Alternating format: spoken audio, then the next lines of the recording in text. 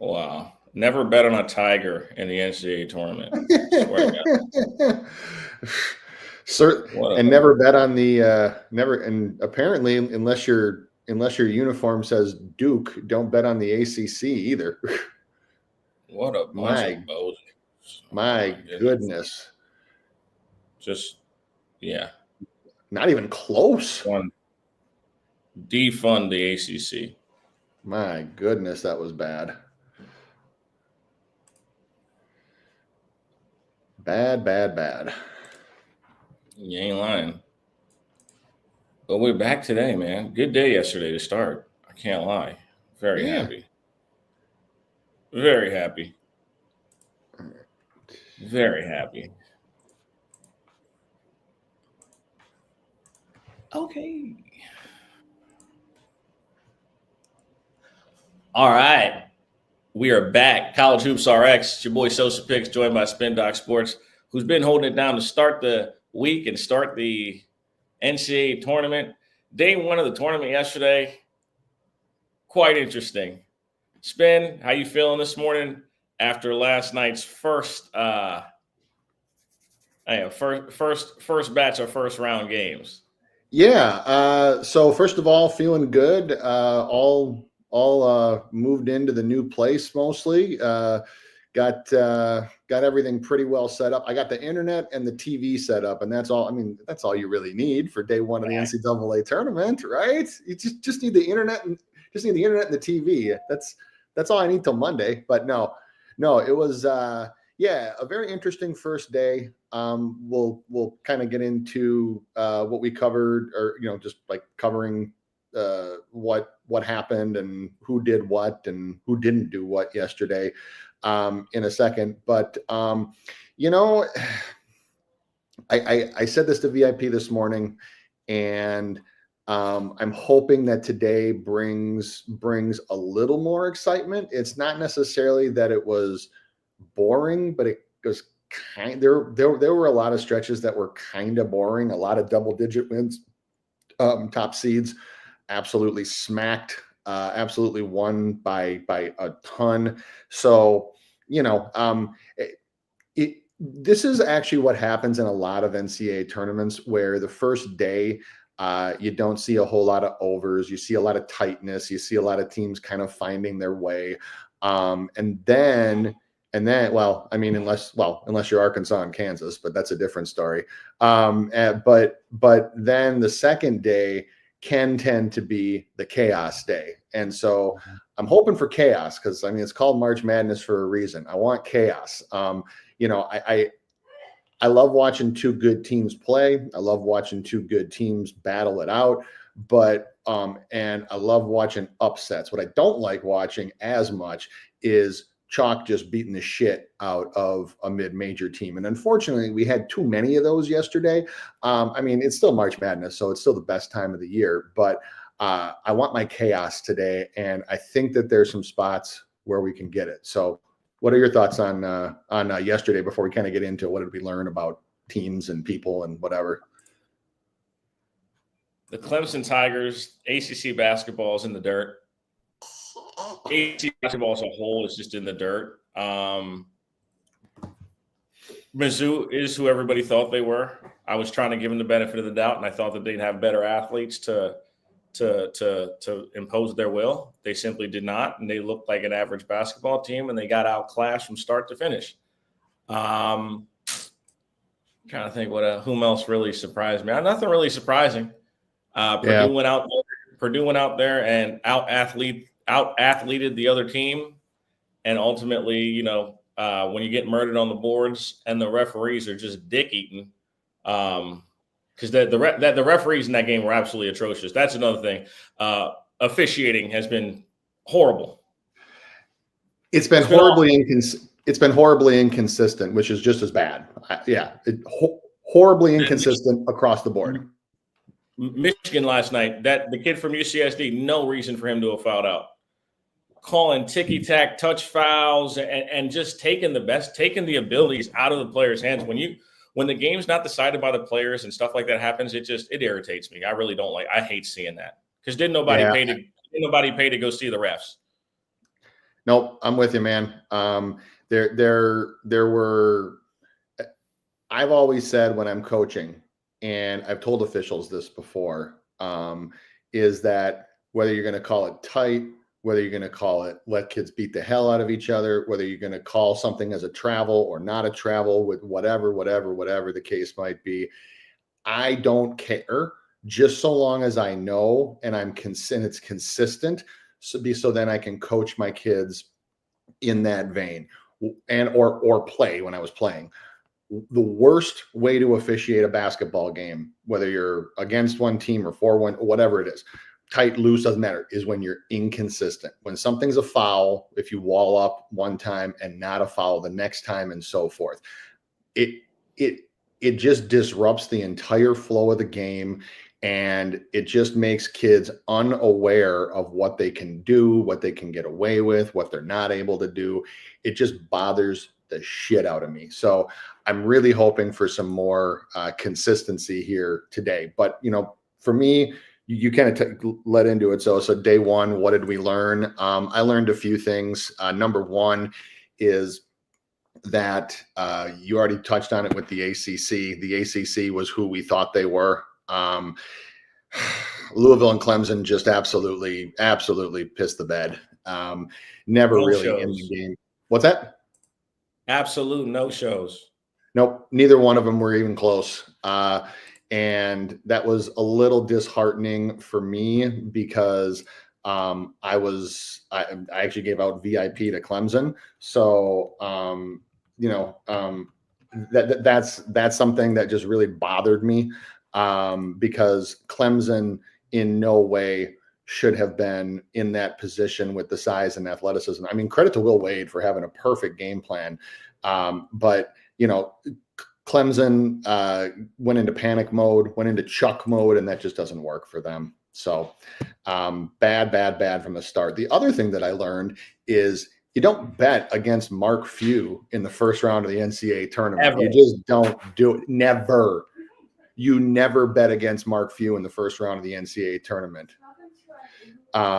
He had a game plan. They stuck to that game plan. I said from the beginning, I said from the jump, that what you probably will see is EK and his athleticism dominating down low, or EK and Huff, and that's exactly what happened.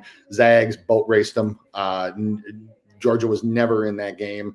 I think it was 27-3 at one point. So, it was a 3 touchdown game, but never in that game. The other thing that I think that I learned is that I think that the Mountain West is who we thought they were. So for all that talk about them being kind of like the next tier of conference, you have obviously had SDSU got the hell beaten out of them. Utah State got the hell beaten out of them. Utah State was never in that game either. That was a surprise to me. I can't lie. Really?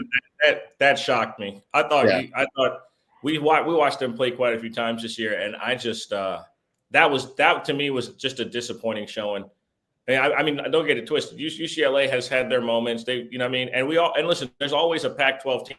I know the Pac-12 is no longer a thing, right? Yeah. But there's always one of those West Coast teams that kind of shocks people and ends up in the Sweet 16. It happens every year. But the way they looked last night, they played great, and Utah State just flattened their face out on just unbelievable. Yeah. I know that when I went on for that brief time yesterday, somebody did ask me about UCLA, and exactly what happened was my fear for Utah State was that UCLA just has too much wing athleticism and too much wing length. And when you have that much wing length and you're up in guys' faces like that against a jump shooting team, it's hard. It's hard to score. Hard to score. And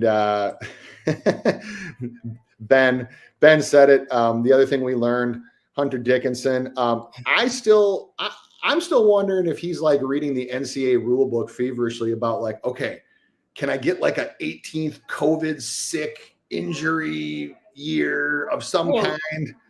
So you mean to tell me this guy's been in college to see Trump get elected twice? Two times. Wow. Amazing. Amazing. That's crazy. That's crazy. No, Hunter Dickinson actually has to look for a real job now. He's He's done. There's no more COVID years. There's no more exception years. There's no more anything years. The one thing I did want to say about that Kansas-Arkansas game was that the second half was perhaps some of the stupidest basketball that I've ever watched in the NCAA tournament. And I'm not even kidding, because when Kansas went to that zone, Arkansas, it's like both teams just went brain dead. Both teams just went brain dead. It was actually really funny because we were actually on the under, and it went from 147 and a half at it open to 171.5 at one point in the first half, and then actually with 2 minutes left was at 144.5, and actually and would have hit had Arkansas decided not to late foul. So it was just stupid basketball.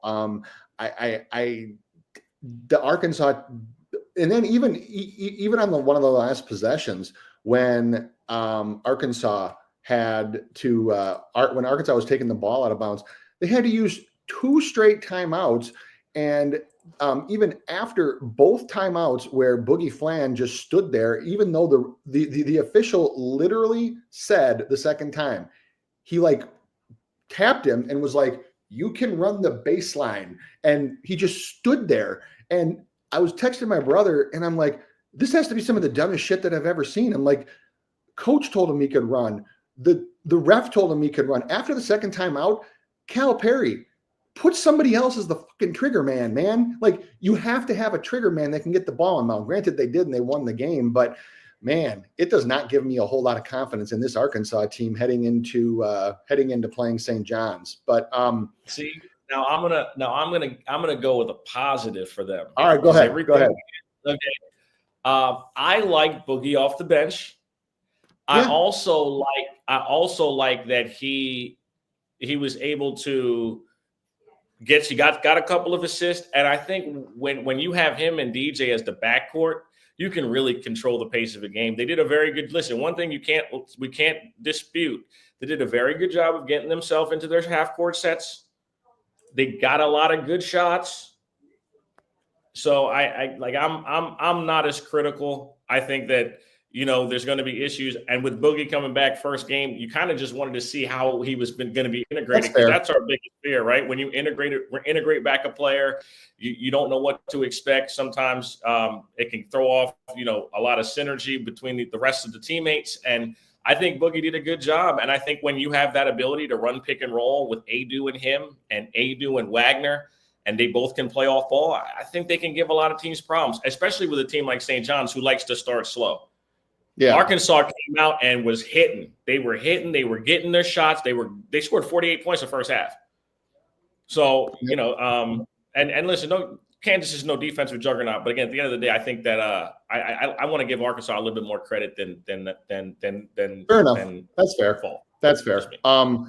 Elsewhere, I know that like Yale was this like trendy upset pick. I responded to a few people on X about it. I talked about it on Spaces. I talked about it yesterday.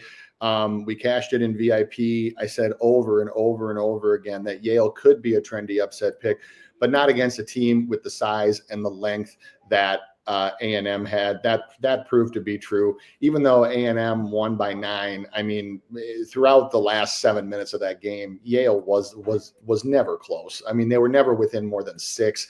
A&M kept them. It was an arm's length tail all game. They just kept them at arm's length the entire second half. Was never ever a doubt or question. Nope.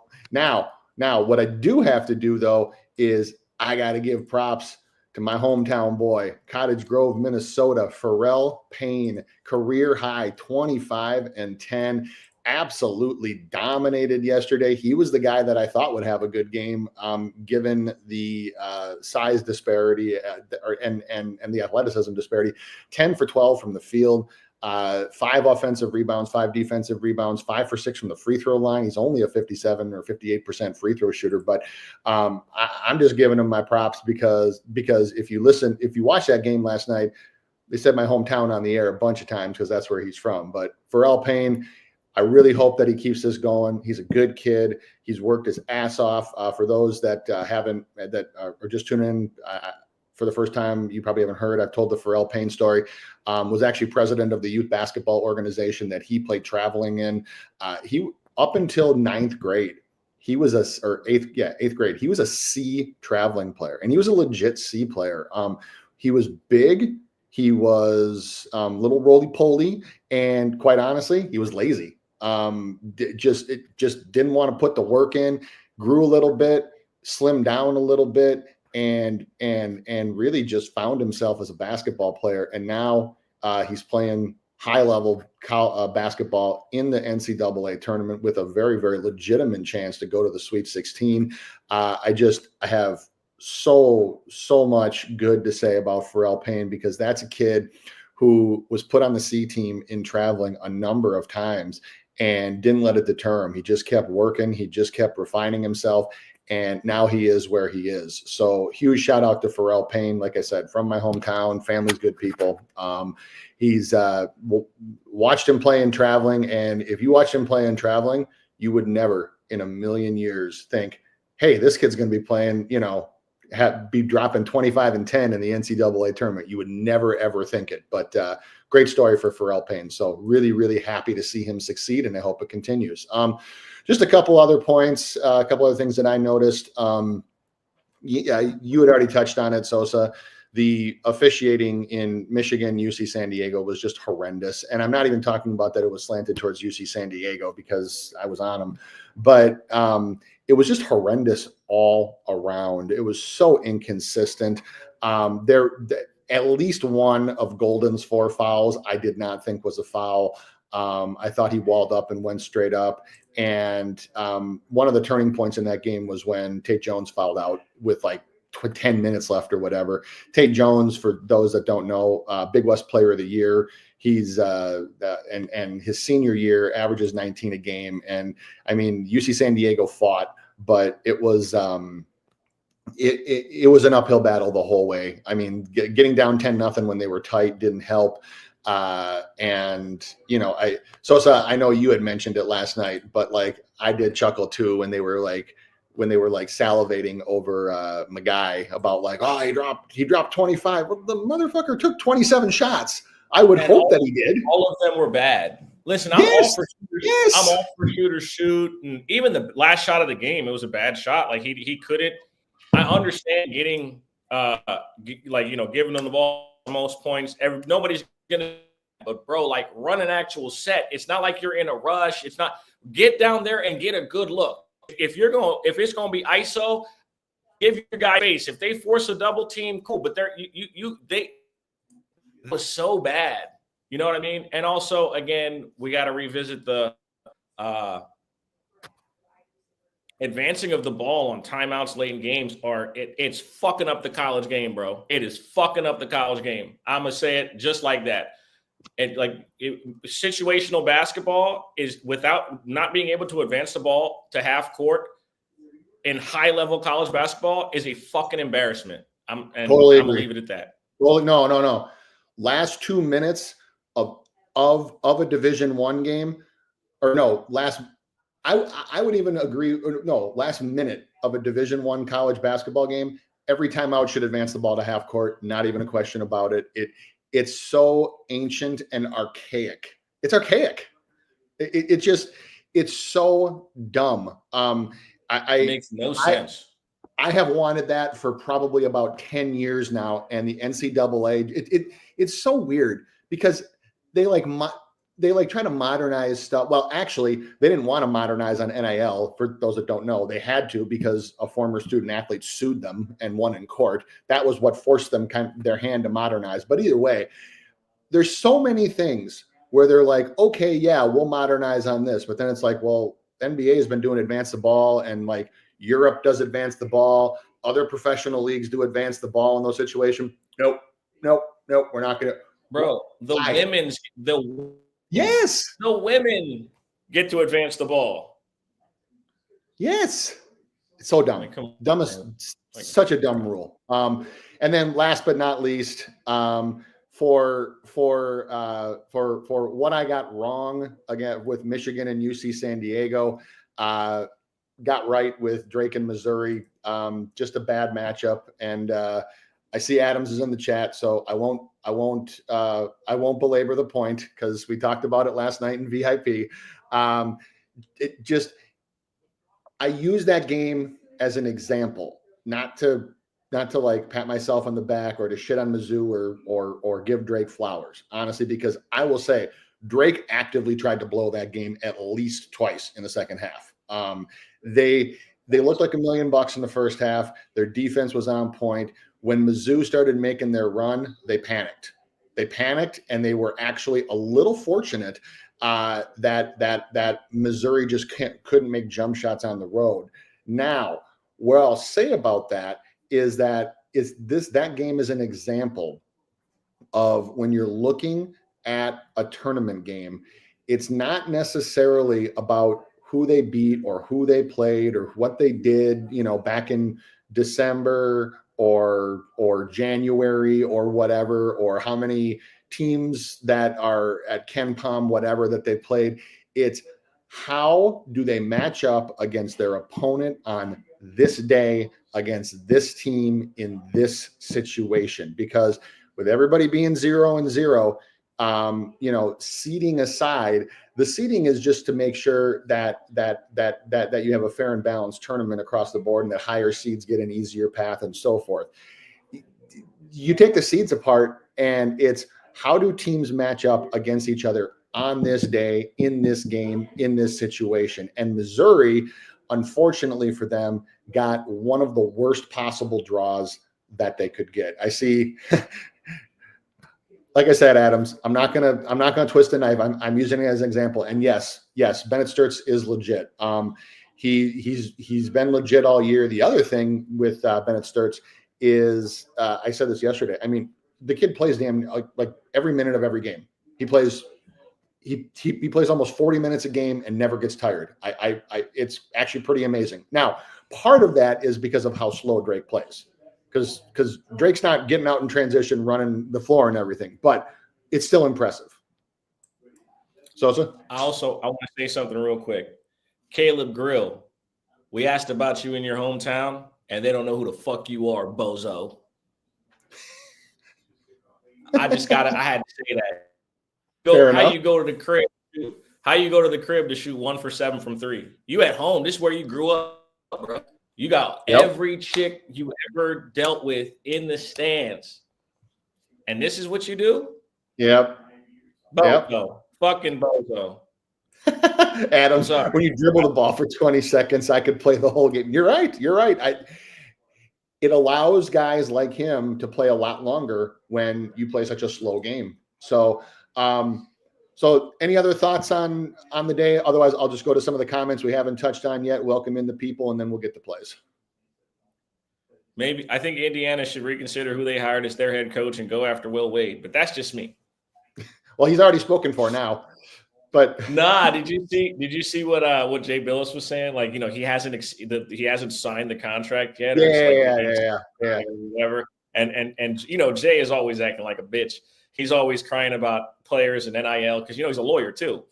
Oh yeah, that's like his number one thing. I'm a lawyer, bro. I have a law degree, so great, good for him. But like he tried to like pull at people's heartstrings and say, the transfer portal is always open for coaches, but only players bear the brunt of like the emotional response from fans and critics. So it's just funny. Well, and did you see his bracket this year? I think it's like 3 out of the last 4 years, just all 4 1 seeds. All 4 1 seeds, Duke and Florida in the final, and of course Duke winning. Did you? And this is what I was thinking about. I'm cool with the chalk because ultimately we know who the best teams are, and 2 of the teams that we picked, 2 or 3 teams, 1 and 2 seeds, nothing wrong with that, right? But it's like going super chalk is like Chris Paul and Wembanyama in the skills challenge this year, where they thought they found a glitch. Yep. And only for them to get disqualified and look like some fucking idiots. So it's a two-way street, right? Like that's what it is. It's like, okay, cool, we're gonna go chalk, and there's nothing wrong with that because those are the best teams. But you can't anticipate upsets, but you do it knowing that they're gonna happen. Right? Right. Because ultimately, it's a mental thing. And I really just thought about this yesterday, and then we'll move on to the plays. When you're looking at the bracket, that single digit is always going to be in your head.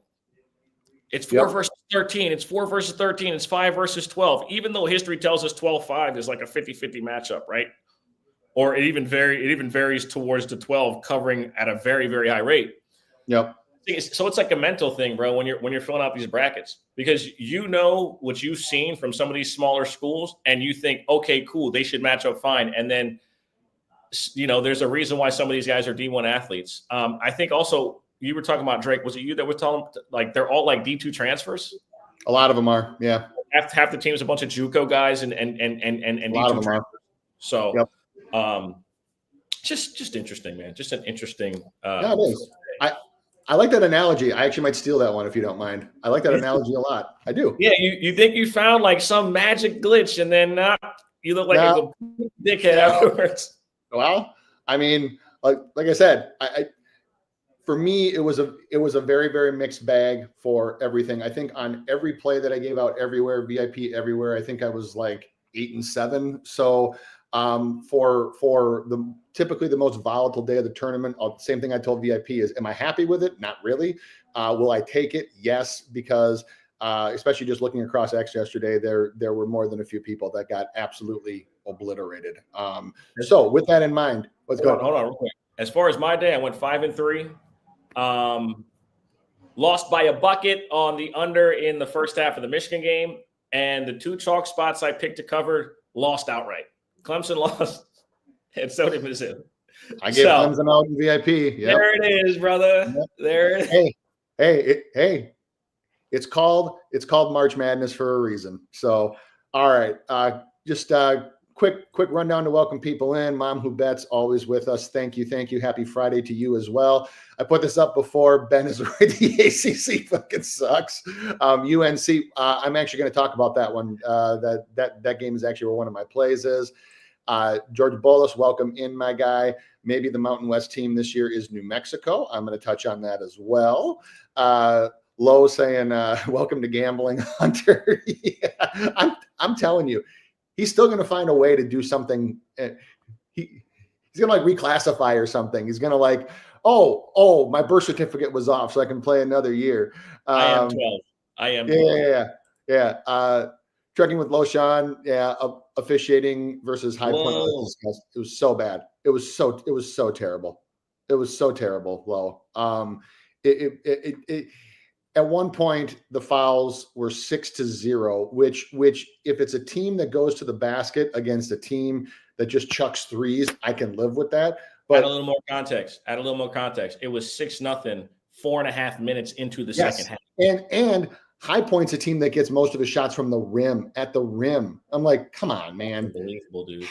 Moneybag Tone always with us. Good morning to you as well. Same thing with trying to rob FanDuel. Good morning. Appreciate you guys. Top Shelf, welcome in, saying UC San Diego power forward 6'6". That was tough. Yeah, they are. Make sure you like the video. Make sure you like the video. Yep. Top Shelf saying go Terps. I'm going to touch on that game in plays as well. Same thing with Moneybag Tone. And Flow Creator, good morning to you. All right. There's no reason to waste any time. Sosa, let's kick it off, man. Let's get into it, man. First game. That's the first game we're talking about? That's the first game I'm talking about, yep. Of course it is. We got the 6th seed Ole Miss Rebels taking on the 11th seed North Carolina Tar Heels. We got the Tar Heels, even though people think they limped into the tournament, laying 1.5 with a total of 155.5. We got a 4 p.m. start time. I'm going to give some thoughts on this really quick. Do it. It's your play. North Carolina is my favorite basketball team in college. Chris Beard is my favorite coach. I think Chris Beard is an absolute basketball genius. I think that he's won everywhere. He's great at preparation. He's great at having his team ready. As big a North Carolina fan as I am, I have to be on Chris Beard's side.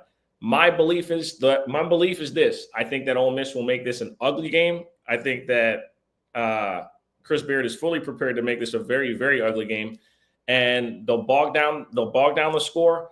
And I think situationally they'll end up being the better team. I think that the ACC will continue to show us that it's a one-team league, and North Carolina is not that one team. I sound like a hater. I literally sound like Chuck when he was talking about Mizzou the other day. I actually think I sound fucking worse. Like I'll be honest. Like I didn't think I'd ever get here to this point. Like You do. I really sound like a fucking hater.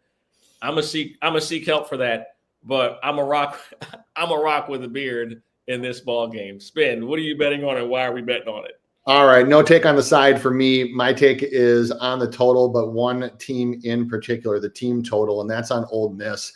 And I agree with your thoughts that even though Ole Miss does play at a relatively fast pace, 122nd in the country, they can't run with UNC. UNC is one of the best fast break teams, one of the best teams in transition in the country with their athleticism, especially on the wing.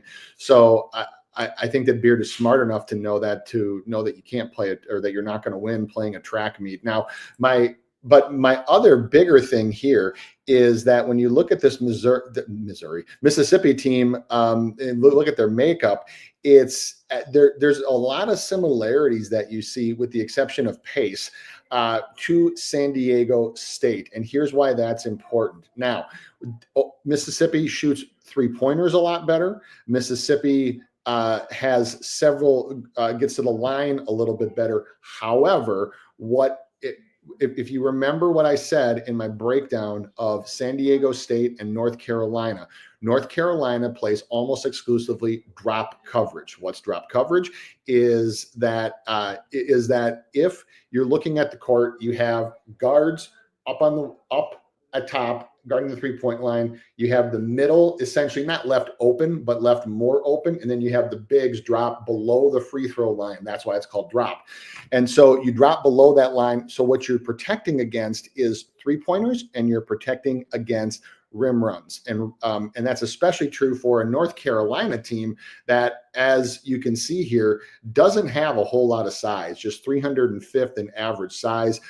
They actually have nobody really that's over 6'8" of any consequence. So they have their bigs play drop coverage and use their athleticism to beat guys to the spot at the rim. Now, you look at this Ole Miss team, and you see that not only are they 180th nationally in percentage from 2-point range, you also have to look at their mid-range jump shots. And the reason why you do that is because when you play drop coverage, that's the area that a team will leave open and force you to beat them from.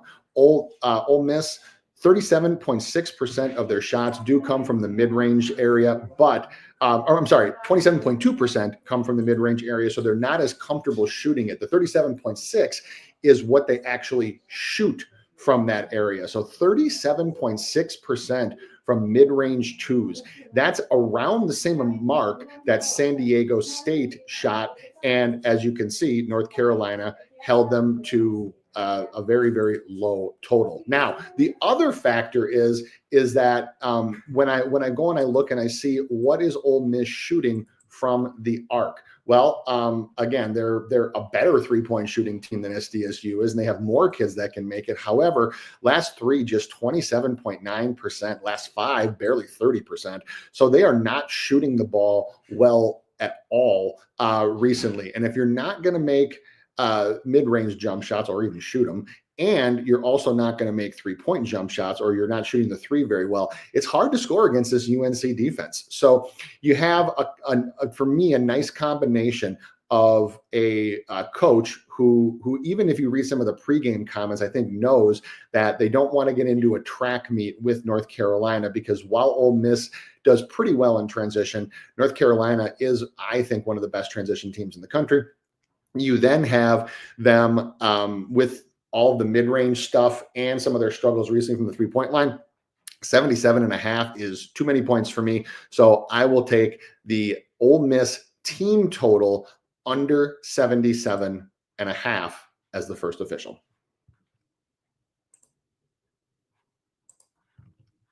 Oh, you're on mute, Sosa.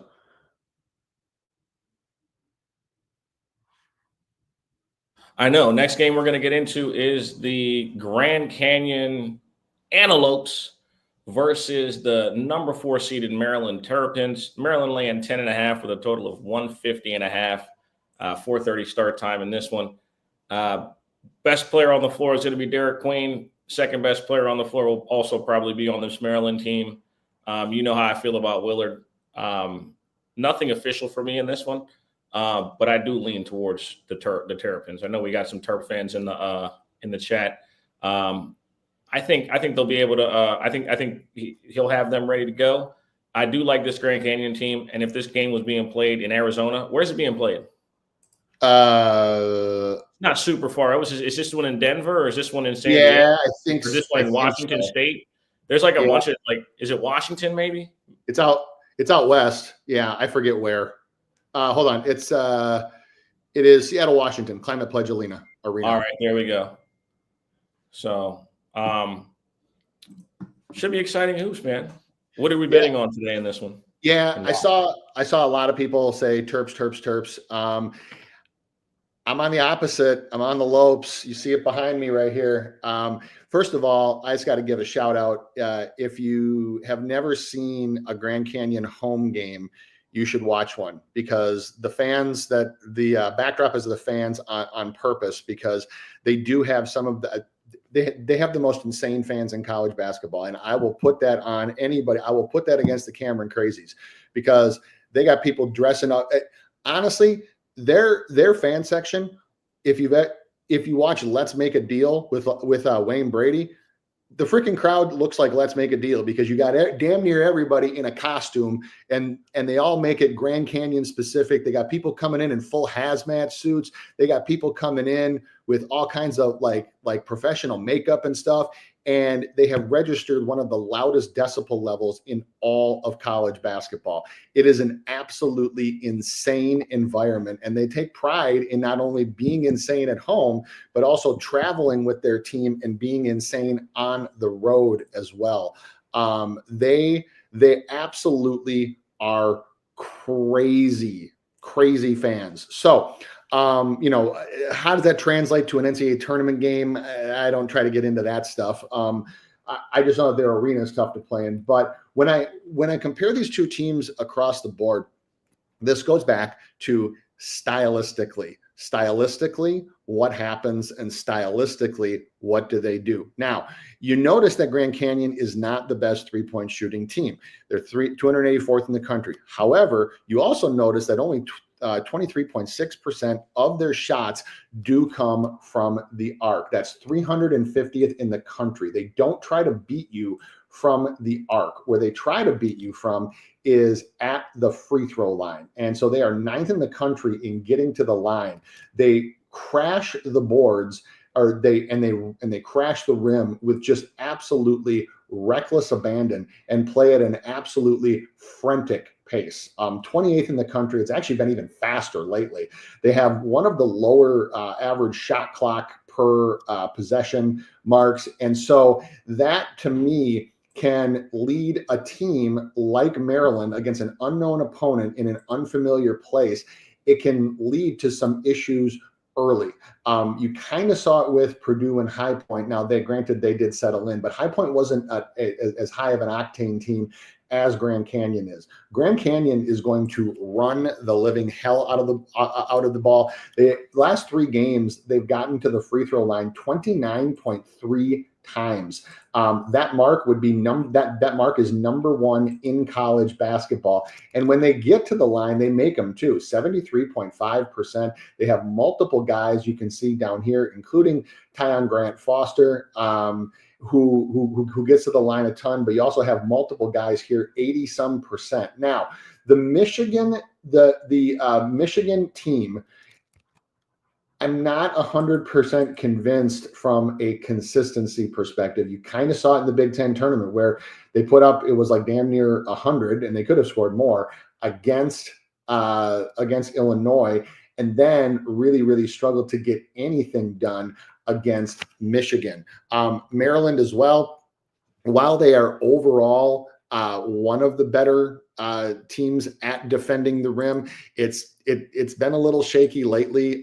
They also have allowed more free throws lately, to the tune of, so they're allowing 15.3 free throws for the year, 17 in their last 3, almost 20 in their last 5. So fouls are up.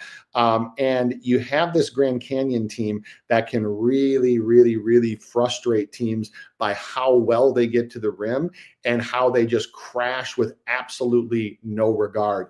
The other thing that I get a little concerned about with this 10.5 number is the Grand Canyon defense. So Grand Canyon makes its way by playing fast, getting to the free throw line, and playing just absolutely tenacious defense, especially against the jump shot, which, as you can see, Maryland does shoot the ball pretty well. However, recently their shooting has been a little bit up and down. So for me, I think that Grand Canyon is a team that can just frustrate teams. They can especially frustrate teams early.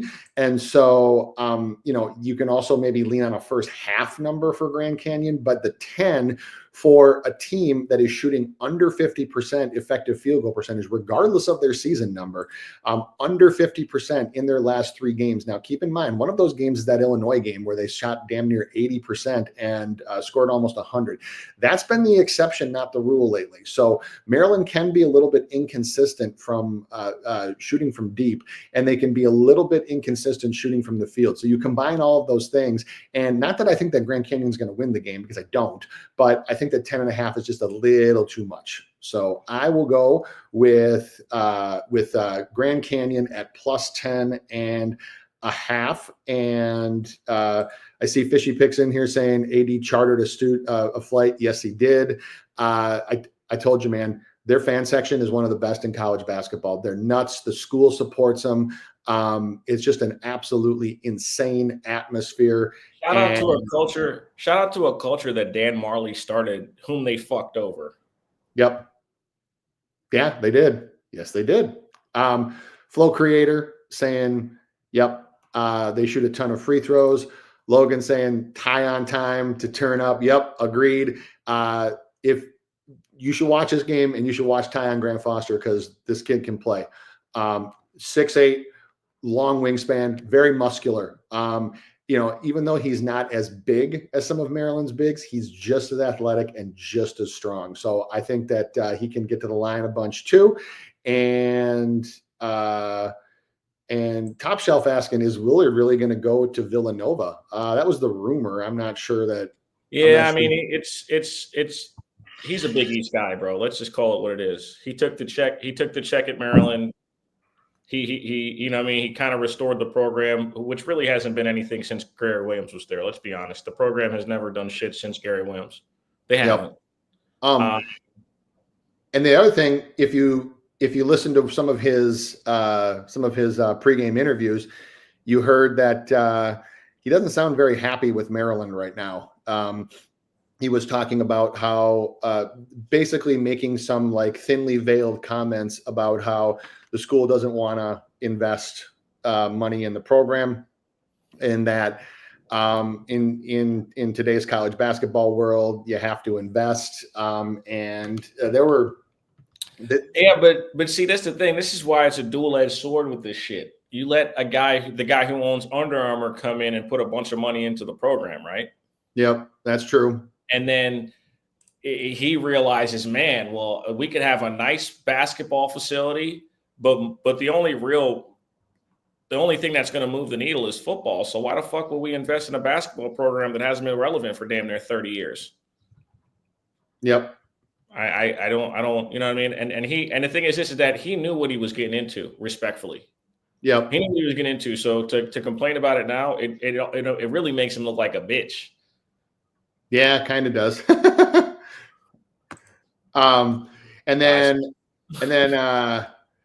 Logan saying, if anyone hasn't watched GCU, go watch the tournament game highlights against Bama. Yeah, they're a fun team to watch. They are a fun team to watch. It's almost the same team. Yes, it is. And they added Jacoby from TCU. And last but not least, Crystal Farrell, good morning to you as well. AJ was cracking. Good morning. What's up? Welcome in. And oh, here you go, Sosa. Here's Chuck. Here's Chuck. This fucking guy, man. Let's get on to the next one, man. Let's go. Next game we're gonna talk about is Baylor versus Mississippi State. It's the early start. If you could pull it up on screen for us. I will. I think these teams are about as evenly matched as you're gonna get. I'm rolling with the team that has the best player. VJ Edgecombe's the best player on the floor. He's going to be the best player. I told y'all about a couple of teams where the best player was definitively one guy, and those guys have shined through thus far in the tournament. Relatively fair matchup, man. There's not like a lot to weigh either side, which is why they're an 8-9 matchup. I'm going with the better coach. I'm going with the best player. Yep. That's my assessment. Obviously, you can have some more metrics and such, but when I look at the games, that's what I see.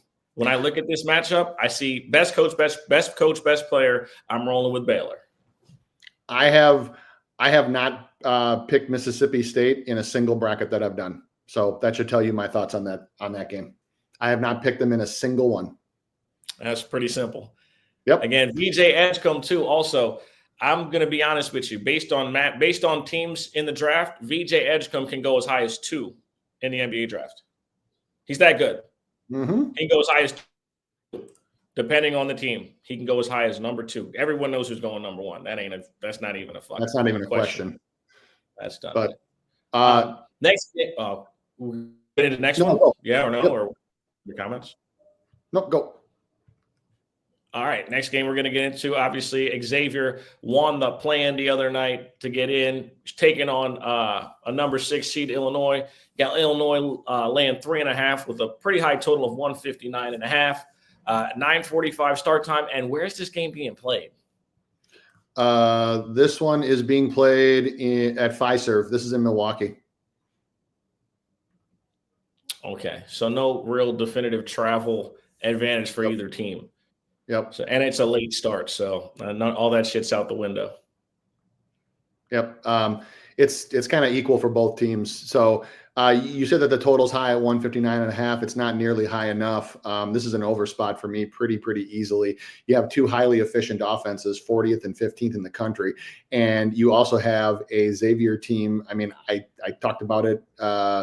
I told VIP about it and talked about it when we were on right before their play-in game, is that they have just guy after guy after guy after guy that can make the 3.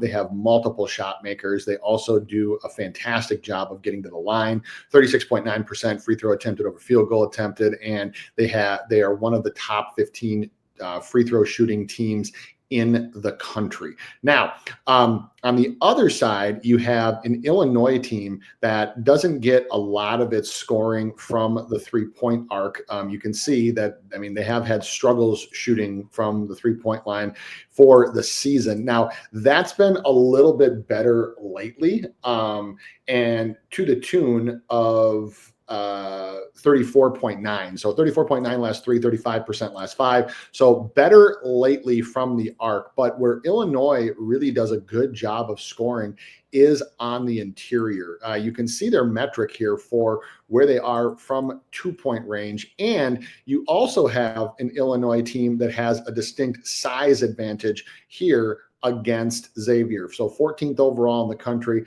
Obviously, Ivaseko with 7'1", but you also have 6'8", 6'9", and you have a team that can just pound the ball down low against a team that doesn't have as much size. Now, the other thing with Illinois and Xavier is their overall ability, or especially with Illinois, is to score inside the lane. 67.8% from close twos, which is 5 feet and in, and they get a lot of them as well. It's almost a third. It's actually almost a third of their offense, are actually more than a third if you count dunks and layups, come from on the interior, and they shoot almost 70% in their Xavier. Interior defense isn't nearly as good as their mid-range and as their 3-point defense. So Xavier allowing almost 60% inside the lane and inside 5 feet. So you have an Illinois team that can kind of impose their will there. Then you also have an Illinois team who, while for the season, their 3-point defense has been okay. You see 143rd overall. It's been all right, but they don't match up as well on the perimeter, which can give Xavier a lot of opportunities for open jump shots. Illinois is allowing 41.5% from deep over their last 3. Obviously, that includes the game against Maryland, where they could have given up like 130. But over their last 5, it's almost as bad, giving up almost 40%. So you give me all of those things, and you also give me a game where it projects to be close. You have 2 teams that play at a top 65 pace in the country. Illinois plays at a top 20 pace. And you also have a Xavier team that is top 60 in potential points in transition and off of steals. Illinois doesn't really prevent that very well. They'd actually just rather go back on offense. So all of those combined, this game can very easily be played in the mid 80s. I'm expecting a lot of points. Typically what you see in these first 2 days is some of the earlier games, you don't see a whole lot of points. Early morning game, all the hoopla from the travel and all that stuff. And then at night in primetime, this game's in primetime for a reason, because I think that they know that it's going to be very, very exciting. So 159.5 is not enough for me. This to me seems like almost like a 163, 164 type of game, with both teams probably hitting the 80-point clip. So over 159.5 is the last free play. Yes, sir. And stay tuned to the timeline. I'm gonna have some more stuff. Gonna drop a collab here with a couple of people today. I've been working on the slate, obviously looking at this stuff all night. Also, don't want to be in opposition of anything on the show. You know how I am. I'm not like unless I bet it officially or I'm going to like I'm never one to be that guy. I like to see the opinions of people though in the chat though. That like there's a lot of differing thoughts and opinions on the matchups. It's going to be interesting which window is going to be chalk and which window is going to be upsets. Is it going to be the early window or reverse? Yeah. Like I said, normally when Thursday is chalk, you do have Friday chaos, and just the basketball fan in me wants Friday chaos. But just a few last comments from the chat. Lucas R, appreciate you, man. Thank you. We appreciate you tuning in. We love doing it. That's why we're here. This is the sport that I love talking about more than anything. I like talking about strikeout props more than anything related to gambling. But as far as the sport itself, basketball is pretty easy for me. Just because. Just imagine we're gonna have those in about 6 days. In about 6 days. We're gonna be right. We're gonna be locked in. We're locked into baseball, so it's gonna be wonderful. But from a game perspective, I mean, I played it, coached it, coached up the D1 athletes for close to 20 years now. High school kids all the way from kindergarten to D1 athletes. So love talking about hoops. So really, really appreciate it, man. Appreciate you. Logan saying March is one with guards. VJ, Wright, Roach, and Nunn are a tough group to deal with. That they are. And Chuck saying Illinois is not that far from Wisconsin. No, and neither is Ohio. Not that far from Ohio either. I would expect both crowds to show out. And James Jack, let's make some money today. That's a perfect way to end it. Let's make some money today. Sosa, anything else for the people? No, let's make some money today. Let's make some money today. Good luck if you're tailing. We'll see y'all.